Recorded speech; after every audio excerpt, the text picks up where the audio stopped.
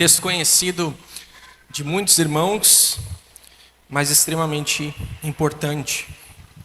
Diz assim a palavra do Senhor: portanto, temam o Senhor e sirvam-o de todo o coração.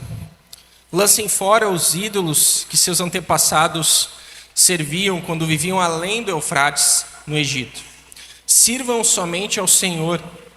Mas se vocês se recusarem a servir ao Senhor, escolham hoje a quem servirão.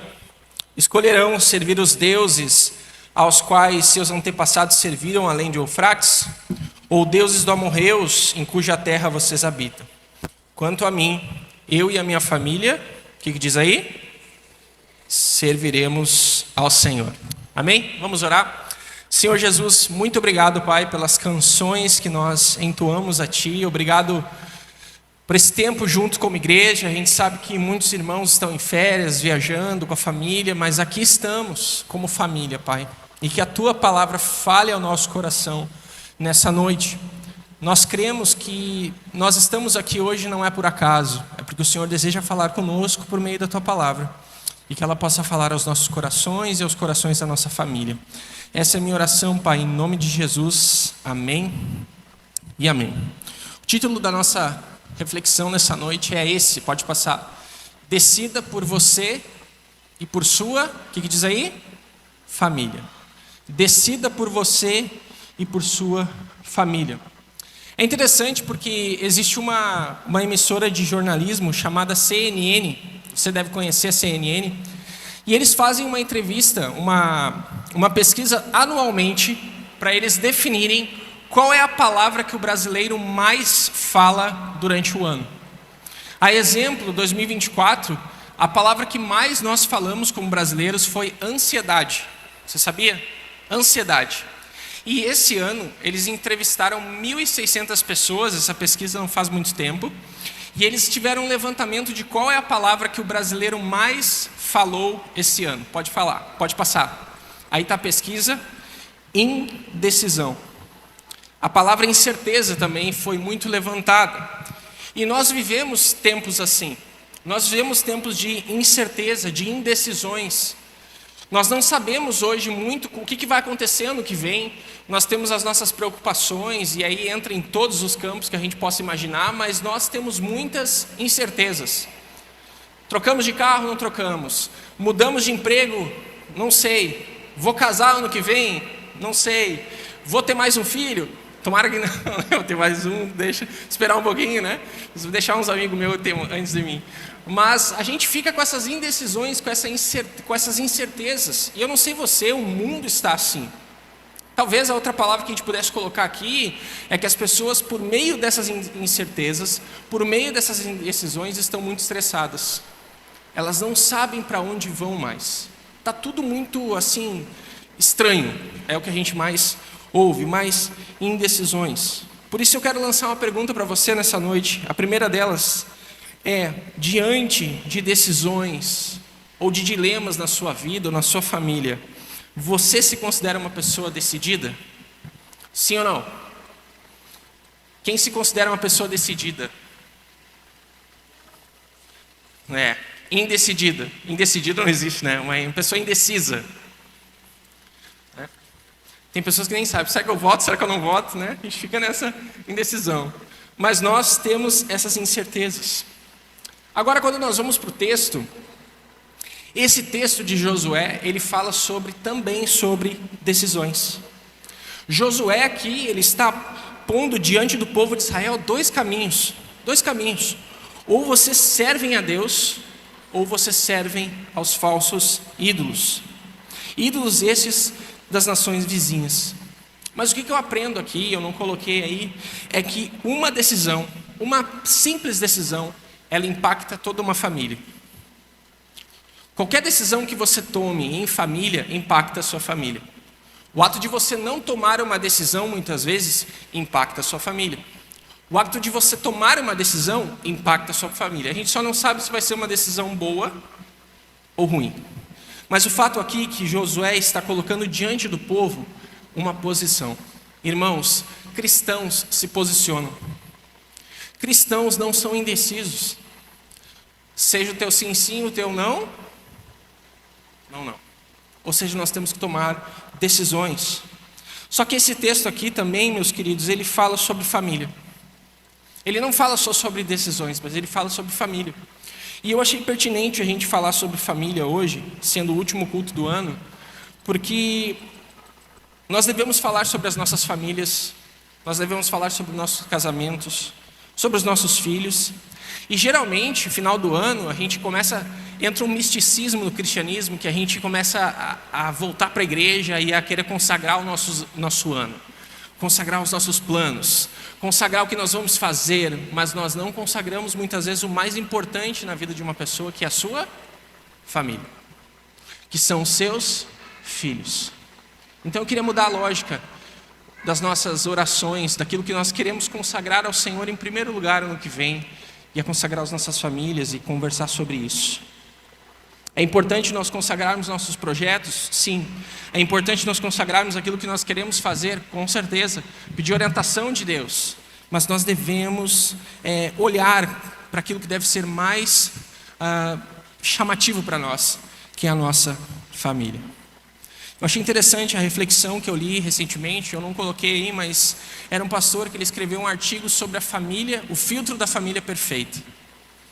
E esse pastor, ele fala sobre casais e pais que por meio das suas redes sociais, eles passam um padrão para as pessoas de que nada de ruim acontece naquela família. De que os filhos deles são os mais perfeitos possível, os que não teimam, o casamento deles não tem uma briga, o marido é o melhor marido do mundo, a esposa é a melhor esposa do mundo, e dá tudo certo.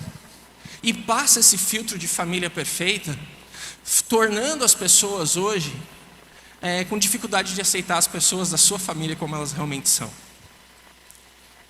Então eu olho uma esposa perfeita e eu olho para minha esposa e eu fico comparando. Eu olho para o meu marido, eu olho para o marido perfeito e eu começo a olhar os outros maridos e eu começo a comparar. E isso está gerando nas pessoas, principalmente no nosso país, um descarte muito grande sobre família. Preste atenção esse ano agora, quantos casais se divorciaram de maneira amigável. Famosos que chegavam nas redes sociais e diziam assim, não, a gente se ama tanto, a gente tem respeito tanto um pelo outro, que a gente decidiu seguir caminhos diferentes. Você vê a incoerência dessas coisas? De pessoas que não lutam pela família, de pessoas que não colocam a família aos pés do Senhor e não tomam uma decisão perante ela. Nós vivemos um mundo de imagens, de efeitos, querendo passar uma realidade de que parece algo, só que nós somos tentando agastar nossos esforços, não edificando o nosso lar, não construindo uma família perfeita ou aquilo que nós devemos fazer. Eu gostei muito de uma pregação que eu vi uma vez, e eu precisava ouvir aquela pregação. O pastor disse assim, não existem famílias perfeitas, existem famílias que funcionam. Existem famílias que funcionam. E é realmente isso. A Bíblia não promete uma família perfeita, mas ela promete uma família funcional, desde que todos os papéis estejam aos pés de Cristo, sendo guiados por Ele, pela sua palavra. E nós estamos diante disso. Bom, então esse texto ele fala sobre decisões e ele fala sobre famílias. E alguns contextos são importantes aqui sobre Josué. O primeiro deles é que Josué aqui, quando ele faz essa declaração final do seu livro, Josué tem mais de 100 anos de idade, e como homem idoso, ele é notável em seu zelo. Josué sabe que o seu controle direto sobre a sua família chegará ao fim em breve. Deus já havia dito que ele morreria logo. No entanto, Josué está confiante que a sua influência continuará e que eles não abandonarão a adoração a Deus depois que ele morrer. E Josué sabe que ainda resta muita idolatria em Israel. Acabara de dizer ao povo para deixar fora os falsos deuses. E ele sabe que a sua família nadará contra a correnteza para continuar servindo ao Senhor. Todavia, ele declara enfaticamente que a sua família faria isso, ou seja, serviria ao Senhor.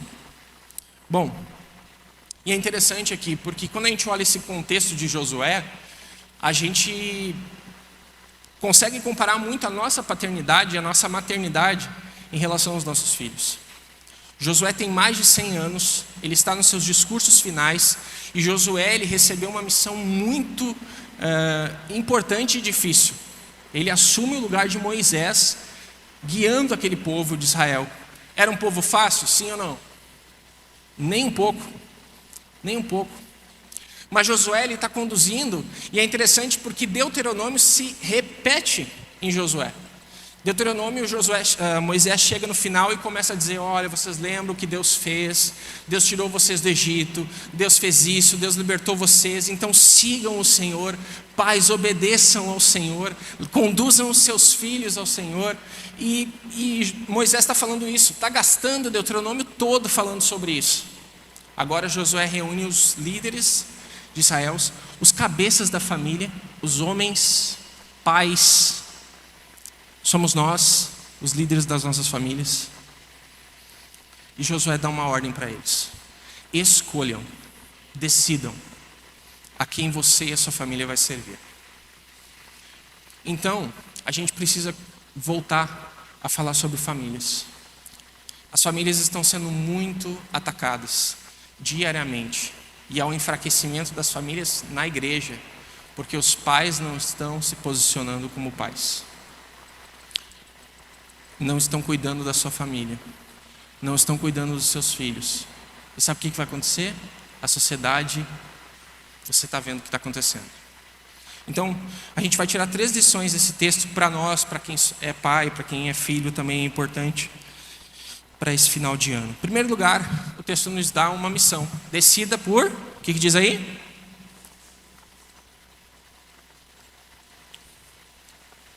Aquele que decide em primeiro lugar por si mesmo. Josué aqui ele fala: quanto a mim, eu estou embutido nisso. Quanto a mim, eu e a minha família, mas ele fala sobre ele primeiro. Observe quão positivo ele é: eu servirei a Deus. A nossa liberdade não é diminuída quando assumimos um compromisso sério com Deus. Deixa eu falar um negócio.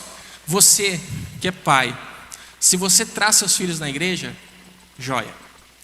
Mas se você deixa o seu filho ali e vai embora, você está fugindo da sua obrigação. É meia parcela que você está fazendo. Meia. Nós precisamos estar servindo junto com os nossos filhos. Nós precisamos estar cercados daquilo que está acontecendo na igreja junto com os nossos filhos. Josué se posiciona: eu servirei ao Senhor.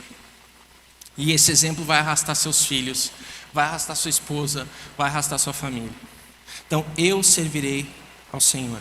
Então, eu deixei algumas perguntas para você pensar. Seus filhos veem vocês servos do Senhor? Se a gente perguntasse para eles, o que eles responderiam? Eles veem em você o amor pela obra de Deus, pela igreja e pelas vidas? Os seus filhos, esposa e marido, podem dizer que hoje você teme a Deus, você honra ao Senhor? São perguntas que nós precisamos fazer. Se os nossos filhos veem isso na gente. Agora, olha que interessante. Enquanto eu estudava esse texto, eu lembrei de um outro, que é uma advertência para nós como pais. Todos nós. Está lá em 1 Samuel 2, 29 e 30. Pode passar. Olha só o que diz lá. Então, por que você despreza os meus sacrifícios e ofertas? Por que honra seus filhos mais que a mim? Pois você e eles engordaram com as melhores partes das ofertas de meu povo Israel. Portanto, assim declara o Senhor, Deus de Israel: prometi que membros da sua família, da tribo de Levi, sempre seriam os meus sacerdotes.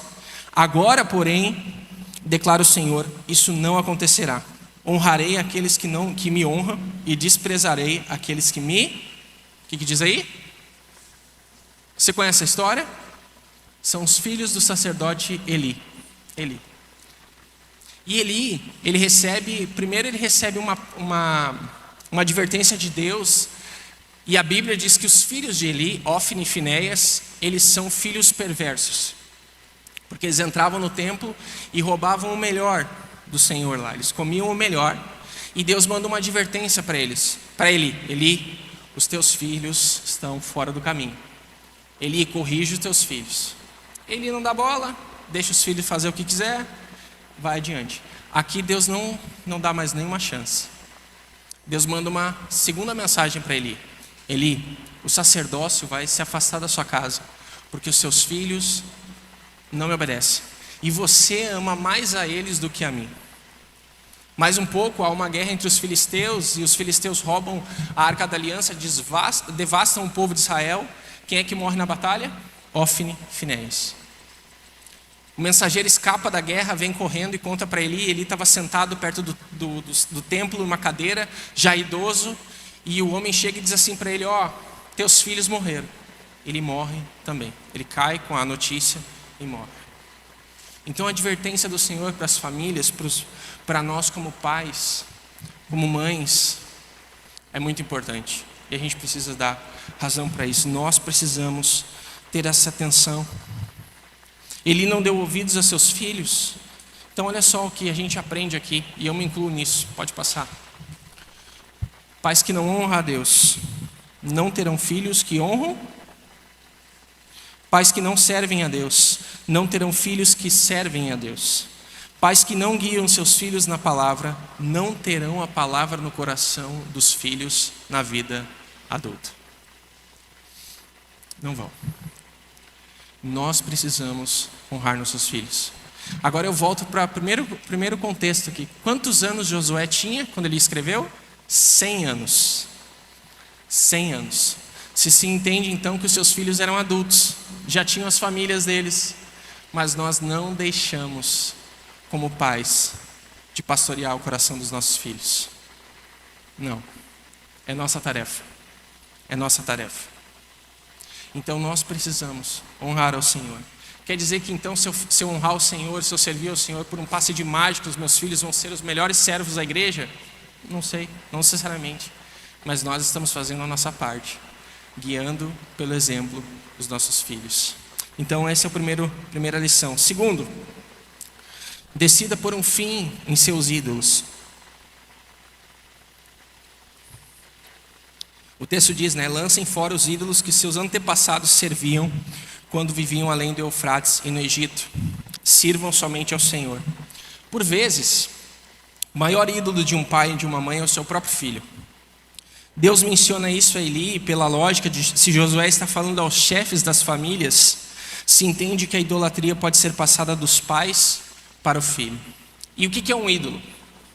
Ídolo é tudo aquilo que você ama mais que a Jesus. É isso.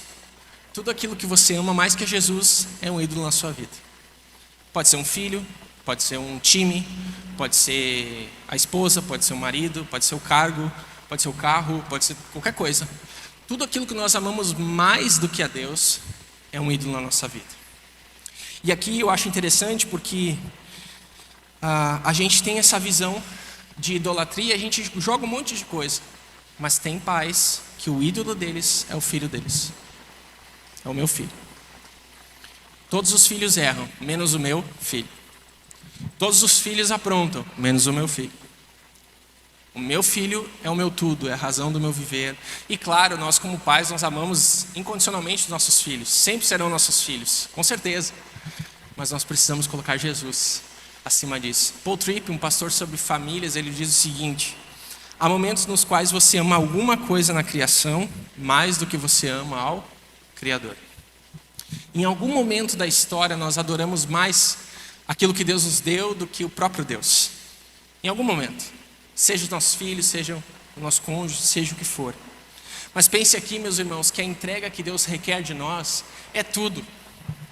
Deus nos requer tudo, todas as coisas, o nosso tempo, o nosso corpo, a nossa disposição, aquilo que nós temos, aquilo que é dado por Deus. Ele pede tudo a nós. E imagine por um instante se Abraão, por exemplo, tivesse essa visão de meu filho é tudo para mim. E olha só esse texto lá em Gênesis, que ele diz para nós: se coloque no lugar de Abraão, você pai, você mãe.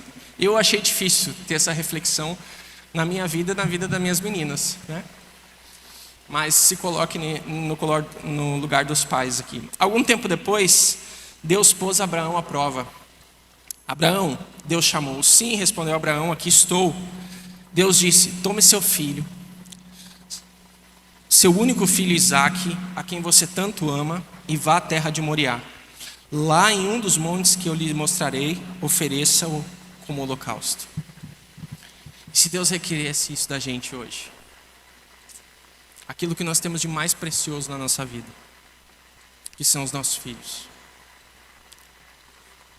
Agora Abraão entende que tudo, absolutamente tudo em nossa vida, precisa ser uma adoração a Deus. Pois logo ele diz, não está aí, mas o versículo 5, do capítulo 22 de Gênesis diz: fique aqui com o jumento, disse ele a seus servos, o rapaz e eu iremos adiante, vamos adorar e depois voltaremos. Abraão entende então que a adoração que Deus requer de nós é completa, inclusive aquilo que nós temos, que nós ganhamos de Deus, a nossa família. Então nós precisamos ser pais e mães que amam a Jesus acima dos nossos filhos. E essa é a melhor maneira de amarmos nossos filhos, termos total amor e total adoração a Deus. Você não pode amar a Deus se você ama mais seu filho, seu marido ou sua esposa. Amar a Deus é a melhor forma de amar a eles. Pais idólatras criam filhos idólatras. Então eu preciso amar ao Senhor. A Esther, a Helena, quando nascer, está chegando, né, amor? Está pertinho. Quando a Helena nascer, ela precisa ver isso. De que eu amo a Jesus mais do que todas as coisas, inclusive a minha família. Eu preciso amar mais o Senhor. Por fim, o texto nos conduz a mais uma decisão. Pode passar. Decida pelos seus. Decida pelos seus. Vamos repetir ali o texto, embaixo. Quanto a mim, eu...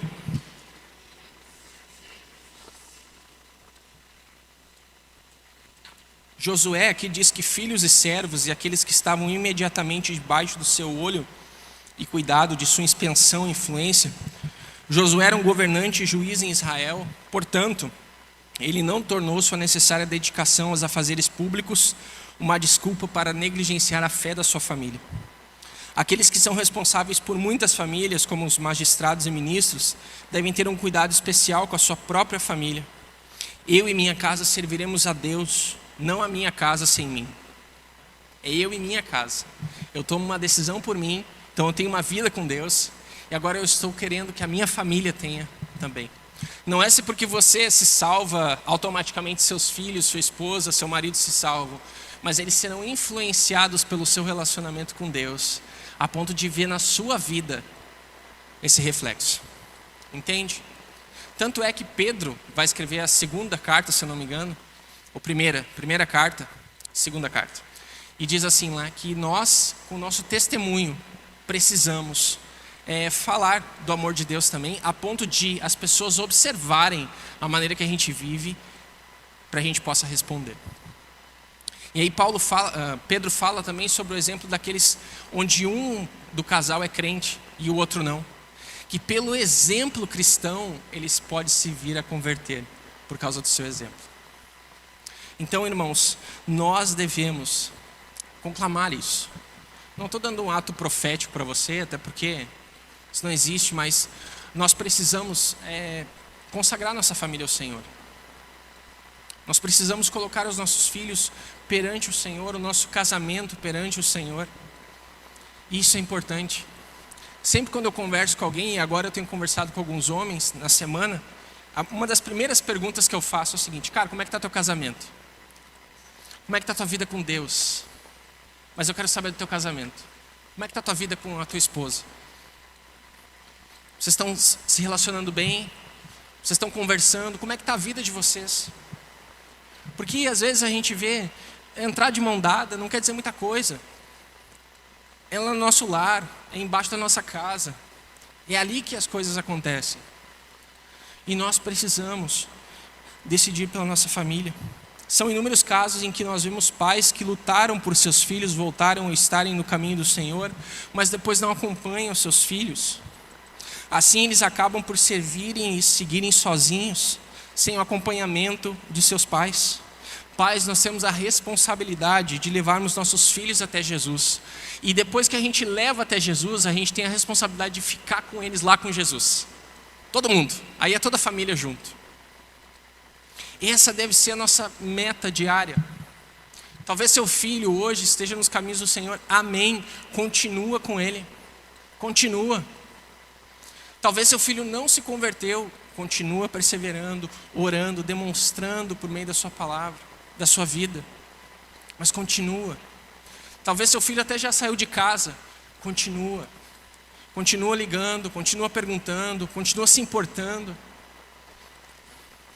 É isso que nós temos que fazer. Uma vez eu ouvi de um pai assim, né, que... pastor, eu não vou mais na IBD porque a minha missão na IBD já foi feita. Meus filhos estão indo sem mim. E esse é um pensamento que muitos pais têm. Eu falei, não, irmão, com todo respeito, carinho, você está errado. Você precisa se fortalecer também. Você tem que ter uma vida com Deus, para que você possa ajudar seus filhos nos momentos de crise deles. Não terceirize a sua obrigação como pai. Você é pai para sempre, você é mãe para sempre. O seu filho é seu filho para sempre, a sua filha é sua filha para sempre. E enquanto você puder, fale do amor de Deus. Enquanto você puder, ministre na vida dele, ensine, corrija. Então, o foco central da criação dos filhos é o Evangelho. Você precisa direcionar não apenas o comportamento dos seus filhos, mas a atitude de seus corações. Nós precisamos consagrar as nossas famílias ao Senhor. Não se desgaste buscando sempre o melhor daqui para o seu filho, porque se seu filho conhecer o melhor daqui, mas não conhecer a eternidade com Jesus, você perdeu tudo. Fomos pais fracassados se nosso filho morre sem Jesus. Nós precisamos levar nossos filhos até Cristo. Então, meus irmãos, nós estamos encerrando. Você, homem, talvez não se posicionou como um marido cristão nesse ano agora. Sobrecarregou todo o ensino cristão e a presença de seus filhos na igreja nos ombros da sua mulher. Cresça, amadureça, passe mais tempo com o Senhor, passe mais tempo com Jesus. Pais, casais, invistam no casamento de vocês. Talvez na sua mente fique assim, o pastor falando sobre família no final de ano, mas a gente precisa consagrar as nossas famílias. Deus usa famílias para impactar o reino. Deus usa casais, pessoas, pecadoras, mas que estão em constante transformação. Pais, cuidem do coração das suas esposas. Pais, cuidem do coração dos seus filhos e filhas. Nós, como pastores, nós estamos aqui para ajudar, não para ser pai e mãe na vida deles. O Senhor deu essa missão para vocês e a gente está ajudando junto. E a gente cresce junto nisso. Por fim, eu queria deixar algumas perguntas para você responder. O louvor pode subir já?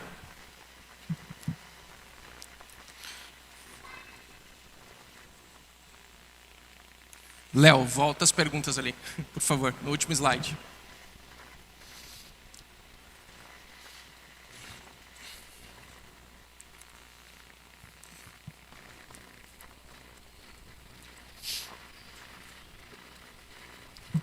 Aí, obrigado. Primeira pergunta que eu queria que você refletisse é se você está amando a sua família. Está amando a sua família. Talvez você pense, pastor, tu não sabe como é que é a minha família. Minha família é complicada. Qual família não é? Né? Qual família não é? Você está amando a sua família. Segundo, você está amando a sua esposa. Você está amando seu marido. Você é um homem que teme ao Senhor, você é uma mulher que teme ao Senhor. O que você ama hoje mais do que Jesus? Você serve a Jesus. Nesse ano que passou, você serviu a Jesus na igreja, nos ministérios, na comunidade. E por fim, a sua família hoje serve a Jesus. Talvez você diga não para muitas respostas, seja não para muitas respostas, mas você pode começar o ano de 2026 entregando a sua família, se consagrando. Essa semana passada eu liguei para um pastor, que ele foi meu pastor durante toda a vida praticamente. Ele é um senhor que eu amo muito, ele é muito sábio. E aí eu contei para ele, pastor, tal, lá do Rio Grande do Sul, né? Eu falei, pastor, então eu assumi a igreja lá e tal. Que conselho que o Senhor me dá? Aí ele falou assim, passe tempo com Deus. Passe tempo com Deus. As coisas só acontecem quando nós passamos tempo com Deus. É ali, é naquele momento, é naquele quarto, é naquele banheiro, é naquela garagem, é aonde for. mas passe tempo com Deus.